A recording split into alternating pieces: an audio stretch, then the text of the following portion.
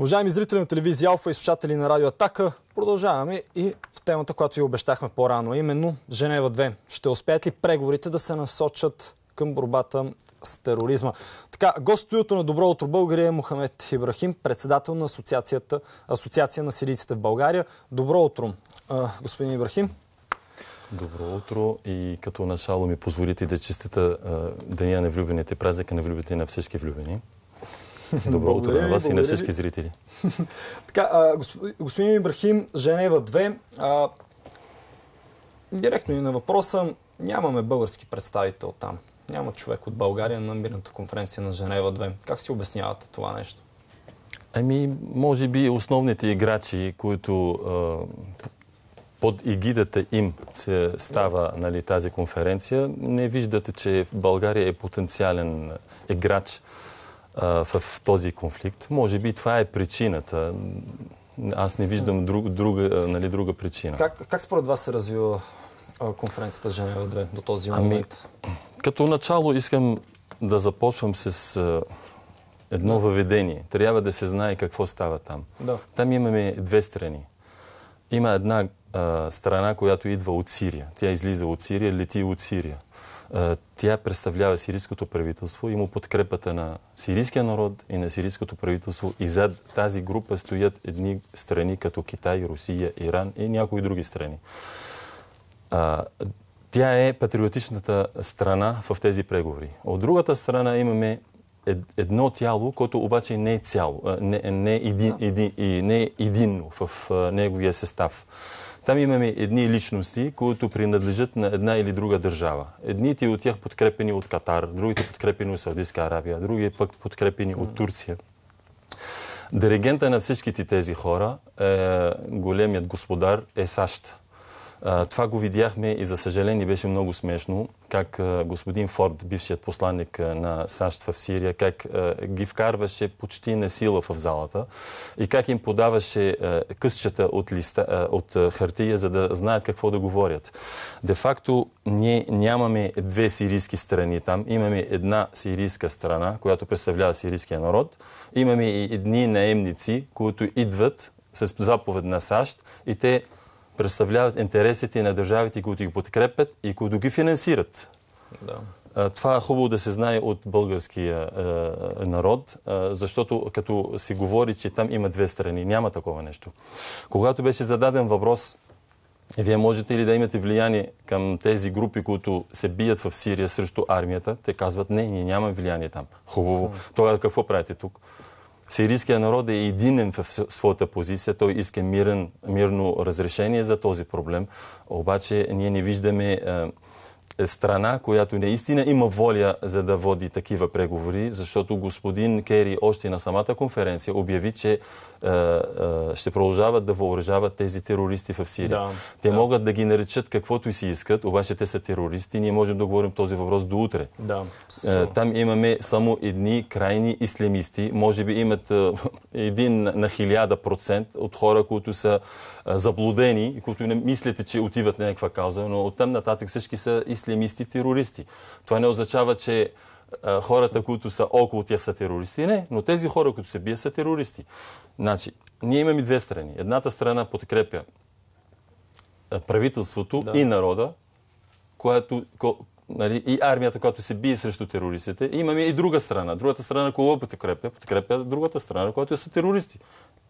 Това е проблема. От последните изказвания, който се води диалог между Русия и Съединените щати, остана с впечатлението, че Барак Хюсейн Обама и въобще щатите като цяло си оставят вратичката винаги отворена за евентуална военна интервенция в Сирия. Вие наблегнахте на Барак Хюсейн Обама, братовчет. Ами да, може би той това желае, защото мисли, че американското господство на целия свят, глобализма, който трябва да стане по всякакъв начин, трябва да го налагат, че е възможен. ако можеше да удря Сирия, той ще да го направи още лятото. Силите не са по този начин са направени. Нито той, нито хората, които го подкрепят, не са готови да направят световна война, откъдето никой вече няма да излезе здрав. Попаднах на интересно допитване в Америка, което е направено. То е малко старо, то от преди 3-4 месеца, допитване измежду населението, където 80% не одобряват политиката на Обама. 80% от допитаните не одобряват политиката на Обама. Става въпрос за външната политика и тогава ставаше въпрос за военна интервенция. За съжаление, това допитване не стигна много до България. Аз в чуждестранен информационен портал го открих, но ето и неодобрението всъщност на хората там. Неодобрението към политиката, която води щатите. Да, не само това. В подкрепа на твоите думи имаме също статистика, която показва, че само 9% го подкрепаха в тази агресия срещу Сирия. Значи ти излизаш на световна война с 9% подкрепа от своя народ. Имайки предвид, че самата армия, аз имам такива сведения и съм сигурен в тях, противопоставиха на тази война и казват, ние не можем да ходим да подкрепяме хора, които изяждат жива човешка плът и режат глави и ги пъкат върху мангала, нали, като все едно, че са птици. Така че Барак Обама има хора, които ние говорим и за тъмните сили, които имат желание да управляват света. Те бутат господин Обама отзад, за да направи някаква глупост, но за радост има вече други страни в света, които не са по-малко силни от САЩ, които противопоставят на тази агресивна политика, която беше приложена вече 25 години, откакто вече няма комунизъм. Това са Бразилия, Индия, Китай, Русия, Иран. Има и други държави и народа на света. Защото тези 1%, които управляват света, те не представляват 99% от нормалния свят. Както вие казвате, в САЩ не го подкрепят. В Англия не подкрепят Камерън. В Франция не подкрепят Холанд. Говорим и за тази агресивна политика. Не говорим и за вътрешна политика. Тогава срещу кого ще се биеме? Срещу този 1% от тъмните сили, които искат на сила да налагат в кавички демокрация. Те налагат демокрация. Каква тази демокрация, която ще бъде наложена? Но това не е демокрация. Демокрация, когато човек сам осъзнава да прави нещо. В много държави, където е стъпила Америка, тяхната демокрация. Сега гледаме и в Киев, в Украйна. 1% от народа те го подкрепят, а другите ние нищо не знаем за тях. Къде са? Много силна дипломатическа политика наблюдавам от страна на делегацията на Сирийската арабска република в Женева 2. С силни, ясни изказвания от тези, които са стигнали до мене. Разбира се, отстоявате вашите принципи, наистина за демократичност и свобода на народа. Пряко се изказват именно и срещу политиката там на Турция. Имаше в началото едно силно изказване, също бех попаднал, която ясно се разграничихте, че не искате от Турция и Америка да ви се намесват в държавата.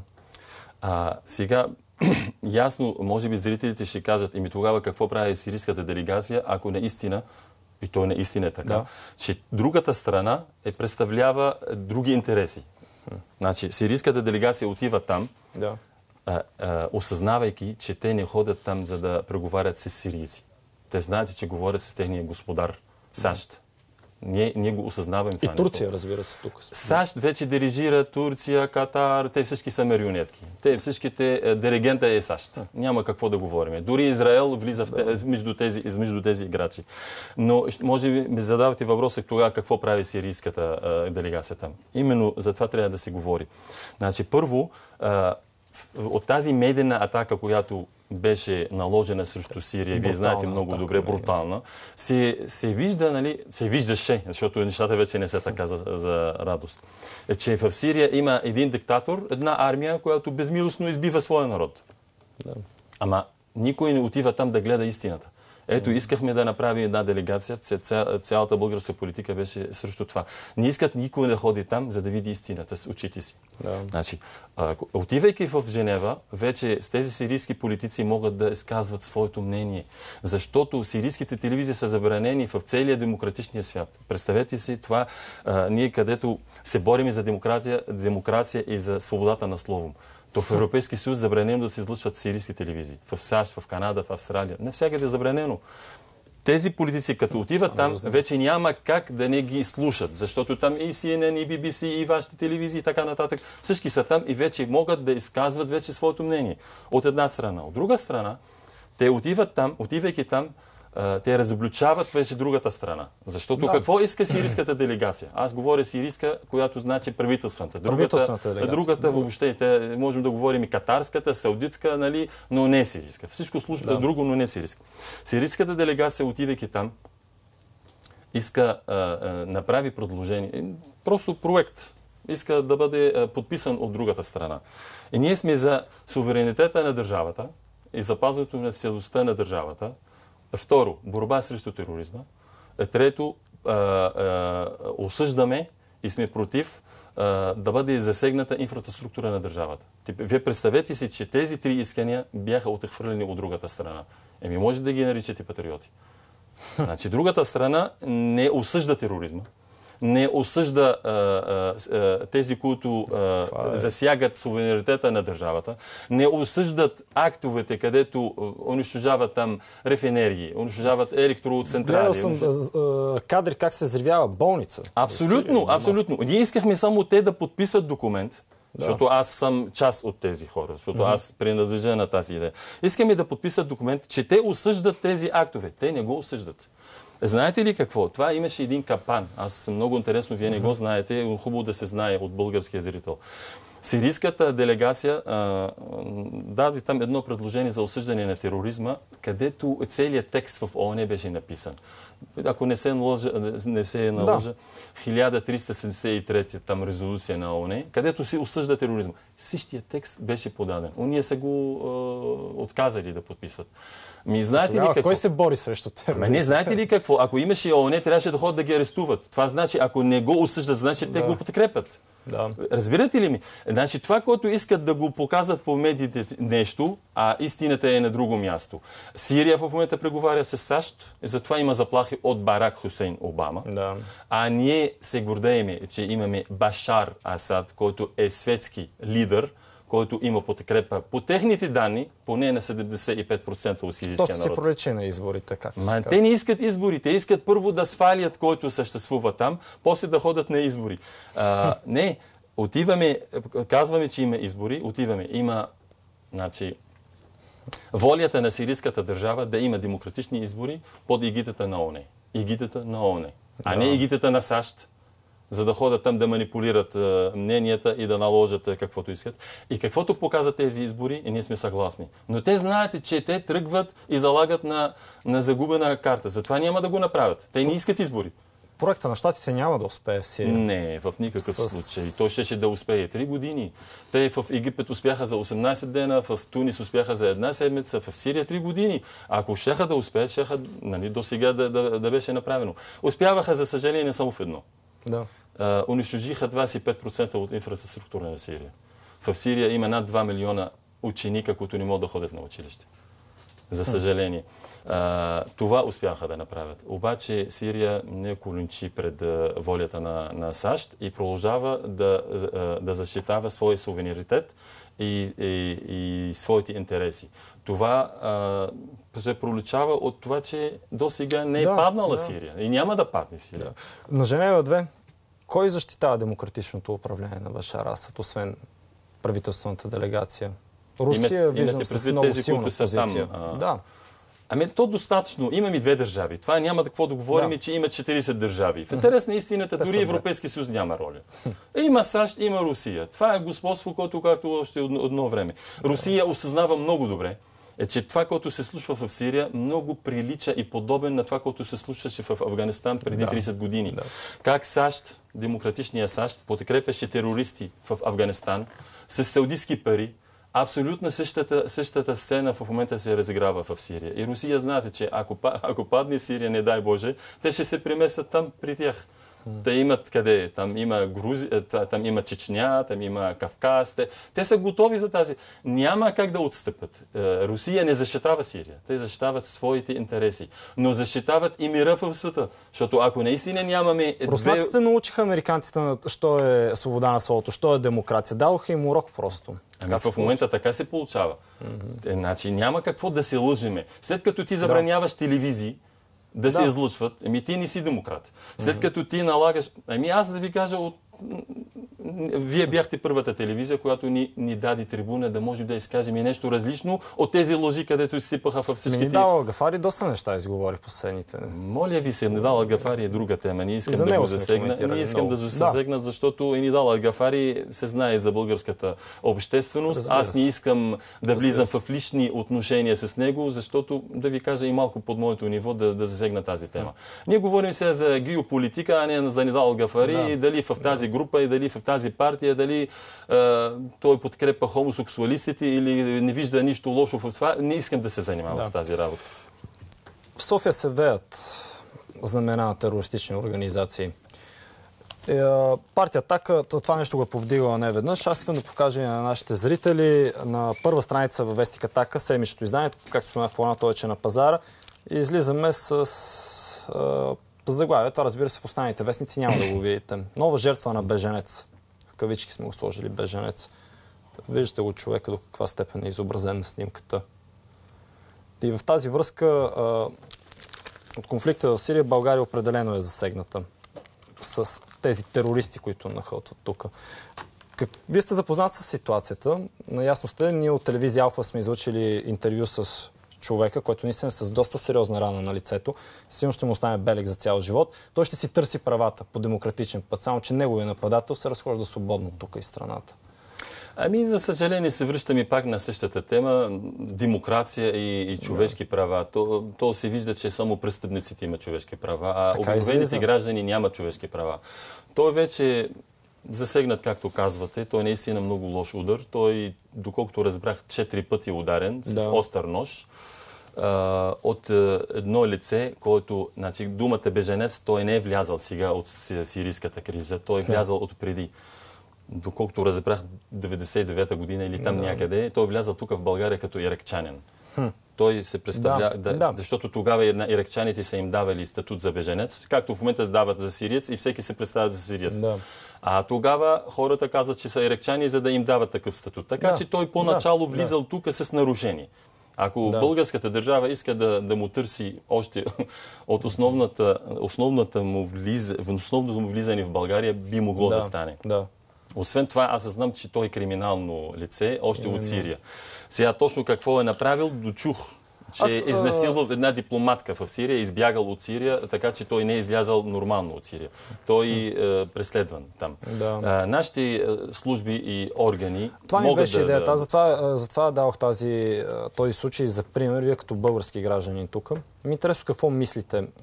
Вкарват ли се терористи на територията на Република България? Вкарват ли се хора с криминално минало? Вие споменахте за такъв случай. Как ги виждате вие службите и ролята въобще на вътрешно, на външно министерство? Аз като начало не искам да ги уча службите. Те със сигурност знаят повече от мене. Но за съжаление, още от самото начало ние алармираме. Трябва да се внимава.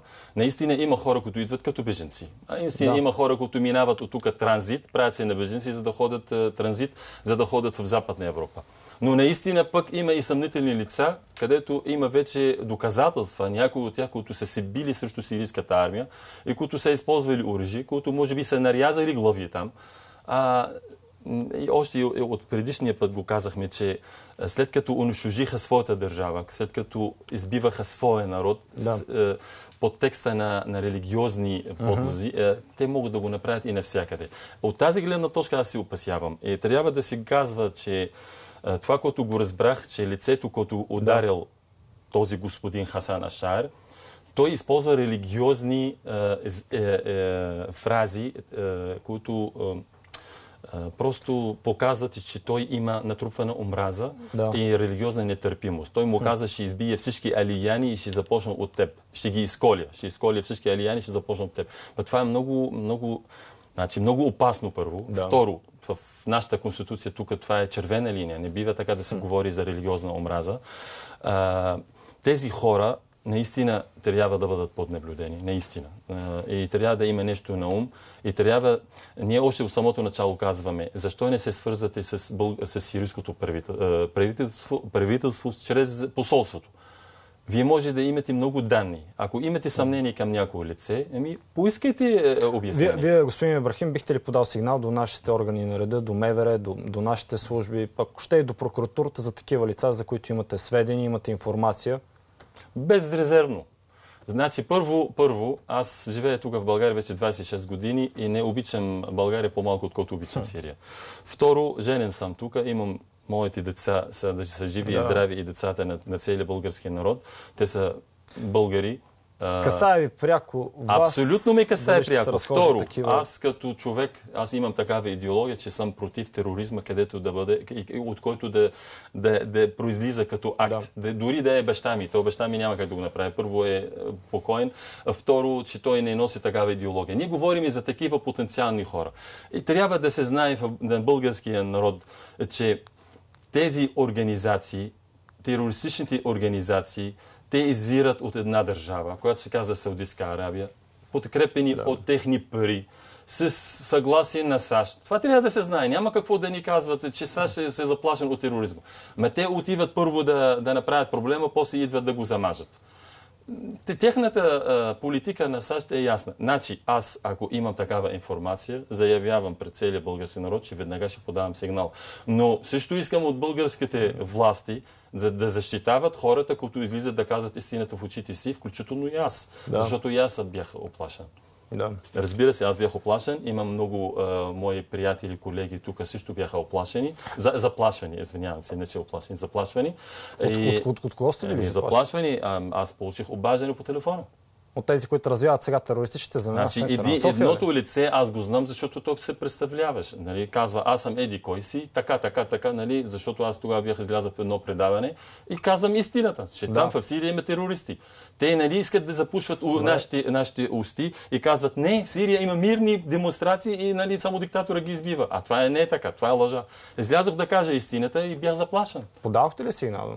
Не подадох, защото да ви кажа, това беше преди 2 години и аз въобще не исках това да се развива. Този човек, който ви е заплашва, още ли е тук? Разбира се, той даже майка му българка. За съжаление. От смесен брак имам предвид. Имам предвид, че от смесен брак. Не, може в момента той да е съжалява нали, за неговото деяние, но това и се случи. След това имах 2 други обаждания, които бяха анонимни, но аз не исках наистина да го нали, да заплашвам и дори и моето семейство. Да знаете, че има такова нещо в мене. Но аз съм човек с позиция и няма да си откажа от моята позиция, защото на някой тук терорист или носи в себе си някаква омраза, ми заплашва. Тогава всичките да ходим и да се крием вкъщи, да оставим терористите престъпниците на улицата. Трябва да излезе наяве. Трябва да излезе, трябва да излезе. Благодаря ви, господин Ибрахим. Надявам се да има повече хора като вас, които да споделят истината за това, което се случва.